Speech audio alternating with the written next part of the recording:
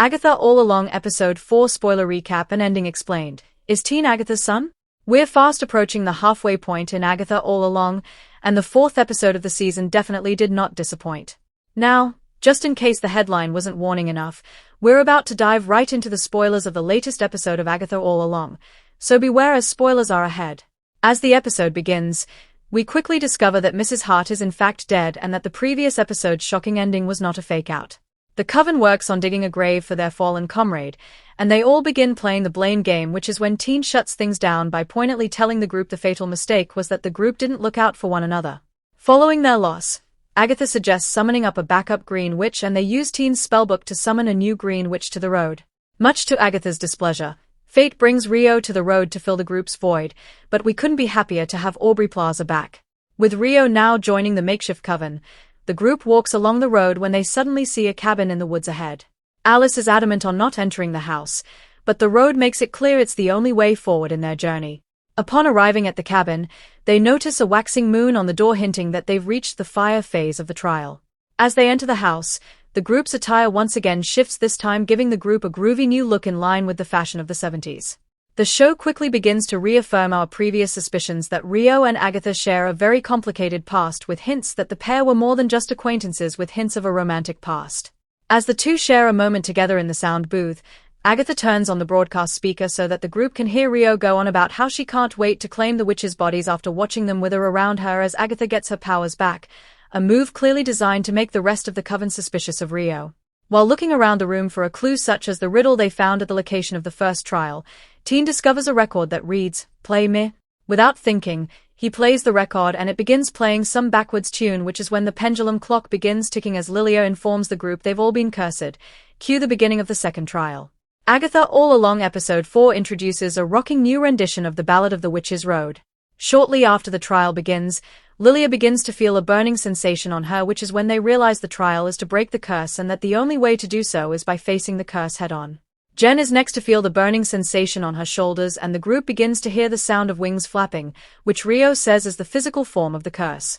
It's then that Alice fully realizes this is her trial to overcome, and she begins spiraling on about how she didn't think the curse her mother had warned her of was actually real. She reveals the burn scars on her shoulders that match the group's scars from the burning they felt as the trial began, as they piece together that the coven now shares the burden of Alice's family's curse. Agatha quickly deduces that they need to perform Alice's mom's version of the Ballad of the Witch's Road, as she realizes the cover is a protection ballad designed to help protect Alice from the curse, that its popularity and Lorna's success in ensuring it's played frequently by fans was a way for her to keep Alice safe all these years. To defeat the curse, the coven begins playing Lorna's version of the ballad, which gives us an incredible new rendition of the show's now iconic tune as the group rocks out to the ballad. As they perform, the room around them is engulfed in flames, a callback to how the house in the first trial was surrounded by water as the trial neared its end, which is when Alice is able to see the physical embodiment of the curse, a demonic winged creature. As the group concludes their rendition of the song, the curse swoops down upon Alice and latches onto her shoulders before going up into flames as they finish the ballad and successfully pass the trial. Agatha All Along Episode 4 Ending Explained. A near-death experience gives us a hint about Teen's identity. After vanquishing the curse, the piano in the room opens, revealing a pathway back to the road. But the coven celebration is short-lived as Teen gives them a scare when he passes out, having been struck by a piece of glass during the performance when the sound booth window shattered. They quickly get back to the road and Agatha begins panicking as she asks Jen to do something, a far departure from the reaction she had to Mrs. Hart's death, which hints that Agatha has already formed a strong bond with Teen. Jen is able to use a healing spell to heal his wound and save him, and Agatha watches over him as he recovers. When Teen comes to, he asks Agatha if she put the sigil on him. She assures him she did not, but then realizes she wouldn't know if she did, as the sigil would impact the witch who cast the spell as well. She tells him sigils are destroyed when they are no longer needed, and confides in him that you don't need to know a person's name to know who they are.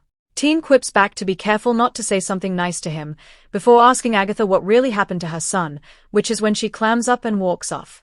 As Agatha rejoins the rest of the witches, they are showing off battle scars from past encounters, and Agatha's return inspires Rio to open up about a battle scar of her own.